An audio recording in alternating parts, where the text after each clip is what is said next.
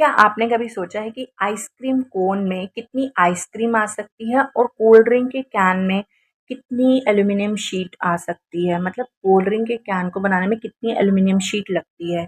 Class 9 maths का ये chapter surface area and volume सिर्फ एग्जाम के लिए ही नहीं बल्कि हमारी लाइफ के लिए भी एक सुपर पावर है। आज की इस वीडियो में मैं आपको ये क्वेश्चन सॉल्व करवाऊंगी, साथ में कंसेप्ट क्लियर करवाऊंगी कि इसके बाद आपको फॉर्मूले रटने की ज़रूरत नहीं है। और हाँ, वीडियो के एंड में मैं आपको एक ग्रैंड मास्टर क्वेश्चन भी सॉल्व करवाने वाली हूँ जो 5 मार्क्स का एग्जाम में आता ही आता है। 1. The magic of cylinder, curve surface area versus total surface area. सबसे पहले बात करते हैं सिलेंडर की। इमेजिन कीजिए एक पेपर की शीट को रोल करना है, वही है हमारा सिलेंडर। इसका CSA होता है 2/RH, लेकिन जब हम इसे ऊपर और नीचे के दोनों मतलब दोनों सर्कल्स को जोड़ देते हैं तो बन जाता है टोटल सरफेस एरिया।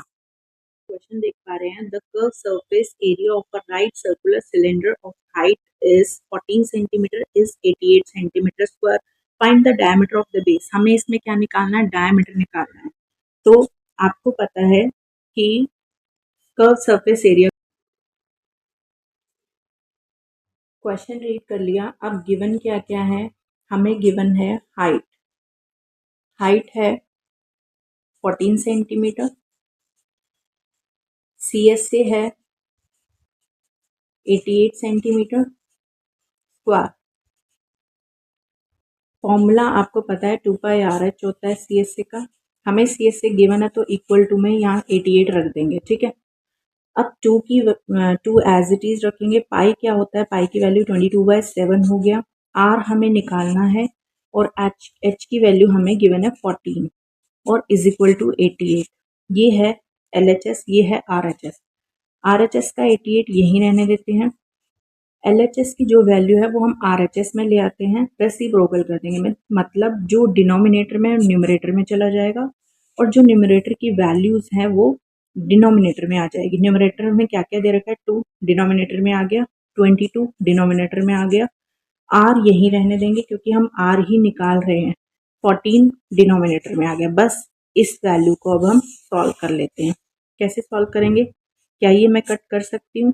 22 से डायरेक्ट भी कट कर सकते हैं और 11 की टेबल से भी कर सकते हैं। अगर 22 से डायरेक्ट करूँ तो 22 को मल्टीप्लाइड बाय 4 करेंगे तो 88 आएगा। अब मेरे पास बचा 2 और 14। 7 को 14 से डिवाइड करूंगी तो 2 आएगा।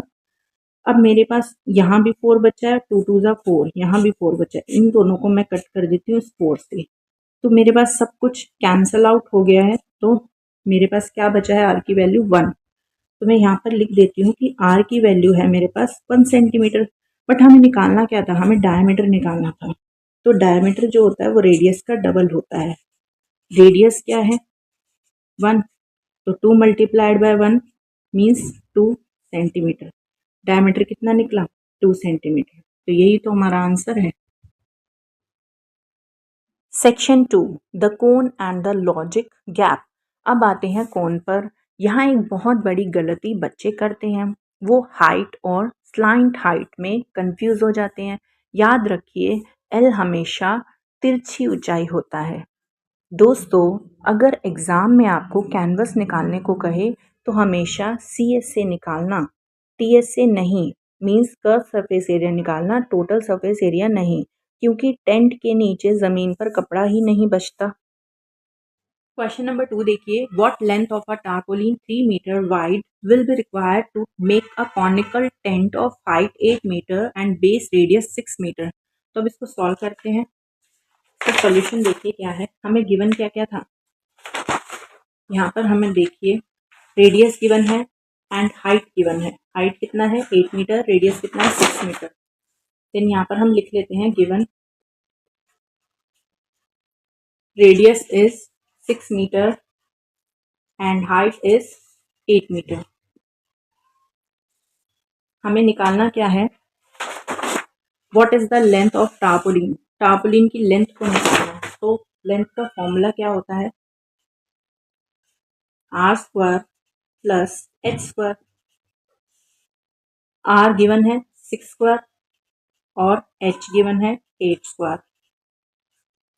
सॉल्व करेंगे, 6 का स्क्वायर 36, 8 का स्क्वायर 64, स्क्वायर रूट लगा देंगे। 36 प्लस 8 कितना हो गया, 36 प्लस 64 कितना हो गया 100, 100 का स्क्वायर रूट 10, 100 किसका स्क्वायर रूट है 10 का। अब हमें निकालना है C S C. C S C का फॉर्मूला क्या है, पाई आर एल। पाई की वैल्यू 22/7 भी ले सकते हैं और 3.14 भी ले सकते हैं। तो मैंने पाई की वैल्यू 3.14 ली, आर गिवन है 6 और एल अभी हमने निकाला है 10। बस इसको सॉल्व कर देंगे, हमारा आंसर है। मैंने जब इसे सॉल्व किया तो मेरा आंसर आया 188.4 मीटर स्क्वायर। अब यहाँ पर आपने देखा सी एस से हमारा निकल गया, ठीक है। तो अब हम निकाल लेते हैं लेंथ ऑफ टारपोलिन। यहाँ पर देखिए लेंथ ऑफ टारपोलिन क्या निकलेगा, या मैं आपको लिख देती हूँ। लेंथ ऑफ टारपोलिन क्या हो गया, लेंथ ऑफ टारपोलिन मतलब एरिया अपॉन विड्थ। एरिया कितना निकाला हमने 188.4 और विड्थ कितना है 3, ठीक है। बस इसको डिवाइड कर देंगे, हमारा आंसर आ जाएगा, जो कि आंसर है 62.8। अब आप बोलोगे मैम आपने डायरेक्ट कैसे कर दिया, मैंने डायरेक्ट नहीं किया, मैंने इसे सॉल्व किया है, मैंने इसे डिवाइड किया। मैं आपको डिवाइड करके भी दिखाती हूँ। 3 को 18 से डिवाइड करेंगे, नहीं होता, डिविजिबल नहीं है, लेकिन 3 की टेबल में 5 टाइम्स क्या आता है 6 टाइम 18 आता है, डिविजिबल है। उसके बाद है 8, 3 2 जा 6, ठीक है। 8 में से 2 गए, 6 के 2 बचते हैं और 0.4, तो 0.4 का क्या लग जाएगा, पॉइंट लगा डेसिमल, तो 3 8 जा 24, मतलब ये पूरा पूरा डिविजिबल है, डेसिमल का ध्यान रखना। तो ये हमारा आंसर हो गया, ठीक है। तो ये लेंथ निकल गई टारपोलिन की। यहाँ तक आपको समझ आया question 3। The sphere and hemisphere. Sphere सबसे यूनिक है, क्यों, क्योंकि इसका कर्व सरफेस एरिया और टोटल सरफेस एरिया एक ही होता है 4πr²। लेकिन जब हम इसे काट देते हैं तब कहानी बदल जाती है।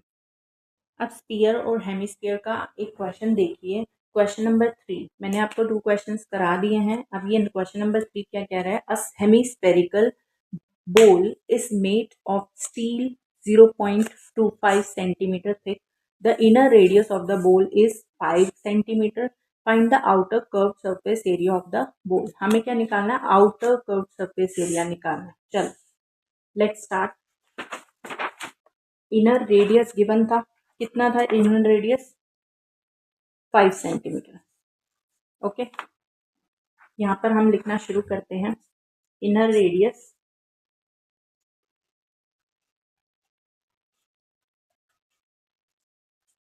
5 सेंटीमीटर जो कि हमें गिवन था। थिकनेस कितना था ये भी गिवन है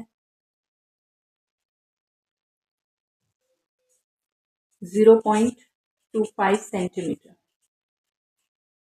आउटर रेडियस निकालना है, आउटर तो बहुत इजी है निकालना। आउटर रेडियस क्या हो गया, इन दोनों को जोड़ दो, 5 प्लस 0.25। जब मैंने इसे ऐड किया तो मेरा आंसर आया 5.25 सेंटीमीटर। अब हमें निकालना क्या है, आउटर सरफेस एरिया। तो अब रेडियस हमें पता चल गई, अब आउटर सरफेस एरिया निकाल लेंगे। आउटर कर्व सरफेस एरिया अब निकल जाएगा 2πr²।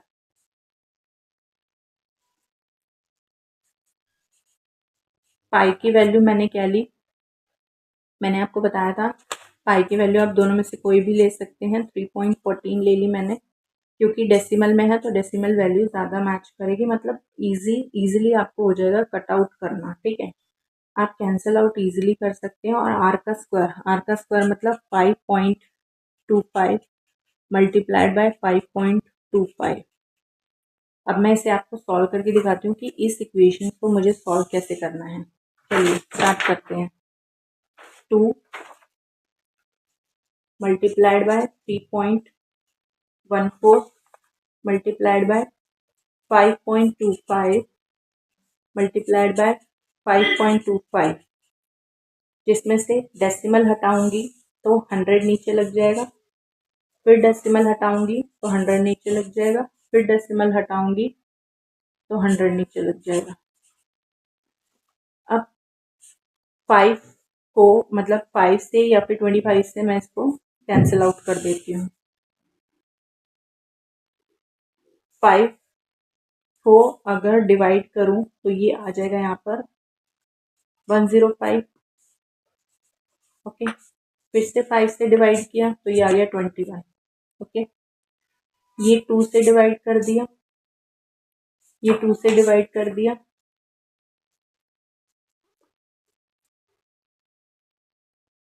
देन फिर इसे 2 से डिवाइड 5 से डिवाइड कर दिया, 5 से डिवाइड किया तो मेरे ये आंसर आया।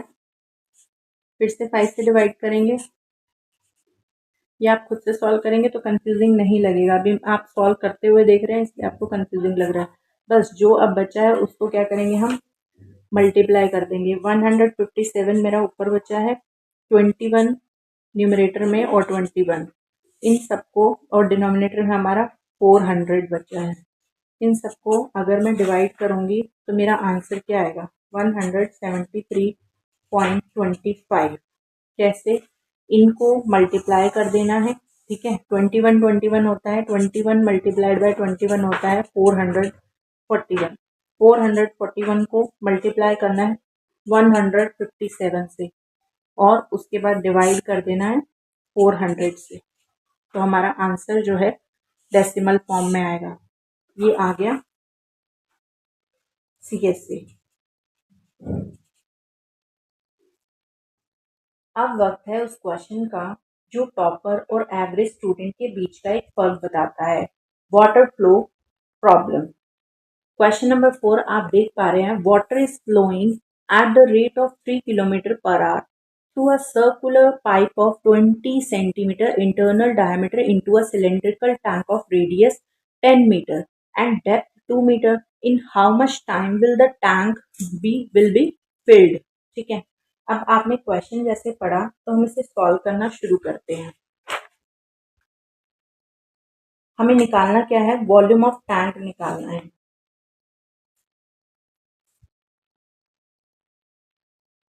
हमें निकालना है वॉल्यूम ऑफ टैंक, तो मैंने यहाँ पर लिखा वॉल्यूम ऑफ टैंक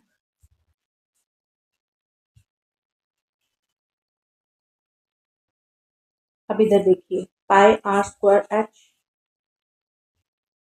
पाई की वैल्यू, आर हमें कितना गिवन था,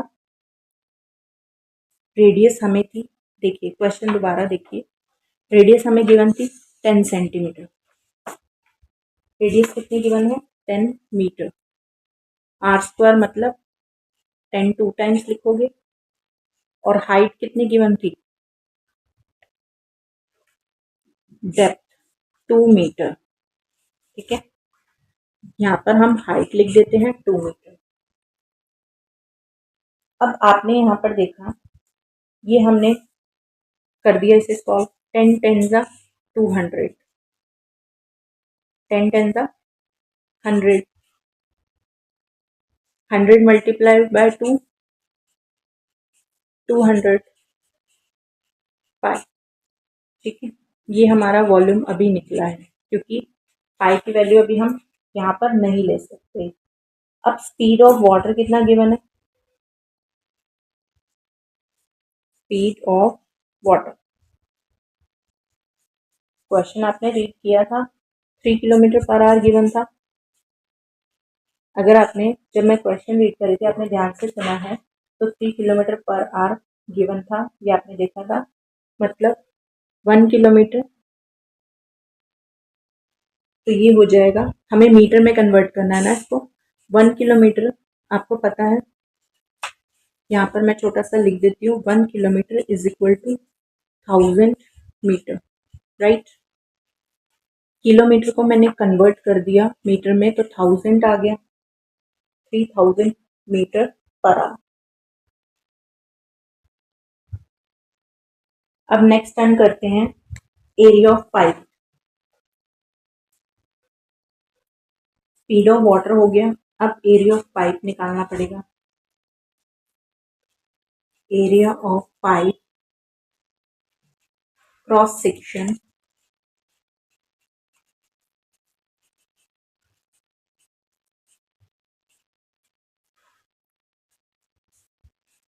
पाई r square, pi multiplied bye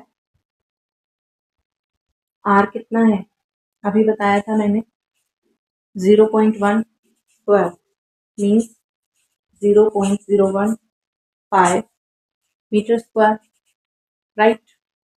अब इसे आगे सॉल्व करते हैं। यहाँ पर तक तो हमारा सॉल्व हो चुका है। अब वॉल्यूम की बात करते हैं। वॉल्यूम ऑफ वाटर थोड़ा सा लेंदी है, बट अगर इसे आप ध्यान से समझेंगे क्वेश्चन में कुछ भी नहीं कहा गया, ठीक है। Volume of water in 1 hour कैसे निकालेंगे? एरिया मल्टीप्लाइड बाय स्पीड होता है।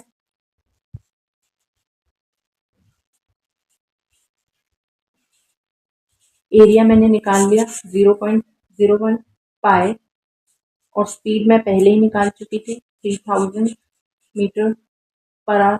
इन दोनों को जब मैं मल्टीप्लाई करूंगी तो मेरा आंसर आएगा 30 pi metre cube per hour. Okay, अब लास्ट हमें निकालना है time.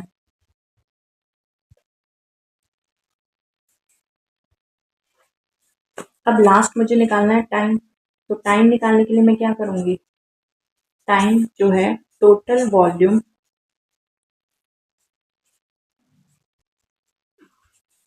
Upon volume per hour upon volume पर आवर। ओके, टोटल वॉल्यूम भी मैं निकाल चुकी हूँ, वॉल्यूम पर आवर भी निकाल दिया। पाई से पाई, अब समझ आया कि मैंने पाई की वैल्यू क्यों नहीं ली 22/7 या फिर 3.14 क्यों नहीं ली, क्योंकि मैं पाई से पाई कैंसिल कर दूंगी, वरना हमारा क्वेश्चन थोड़ा सा और लेंदी हो जाता। ज़बरदस्ती मतलब वेस्ट ऑफ टाइम था हमें कैलकुलेशन करना। तो आपको एग्जाम में ये चीज़ें सोचनी पड़ेंगी कि जहाँ पर आपको पूरा क्वेश्चन रीड करना पड़ेगा माइंड में, और आपको जहाँ पर ज़रूरत नहीं है सॉल्व करने की वहाँ पर आप सॉल्व नहीं कीजिए, ठीक है। तो आप इसे देखिए, जब मैं इसे सॉल्व करती हूँ तो क्या होगा? 0 से 0 कैंसिल आउट हो जाएगा, मेरे पास बचा है 20/3। 20/3 को मैं ऐसे लिख सकती हूँ 6 आवर 40 मिनट्स। ओके, क्योंकि आपको पता है 1 hour is equal to 60 minutes.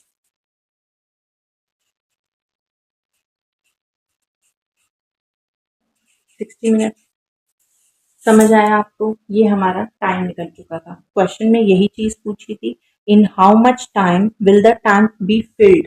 तो 6 आवर 40 मिनट्स में जो है टैंक फिल होगा। था एसए और वॉल्यूम का पूरा निचोड़। अगर आपने 4 क्वेश्चन समझ लिया तो आपके एग्जाम की में कोई भी मार्क्स नहीं कट सकते। अगर आपको वीडियो अच्छी लगी हो तो लाइक को हिट करिए। अगर आपको वीडियो अच्छी लगी हो तो लाइक बटन को हिट करो और कमेंट सेक्शन में मुझे बताइए कि नेक्स्ट चैप्टर आपको मैं आपके लिए नेक्स्ट चैप्टर किस सब्जेक्ट किस टॉपिक से रिलेटेड लेकर आऊँ, क्योंकि मैथ्स रटने से नहीं आती। Keep practising. Happy learning. Thanks for watching.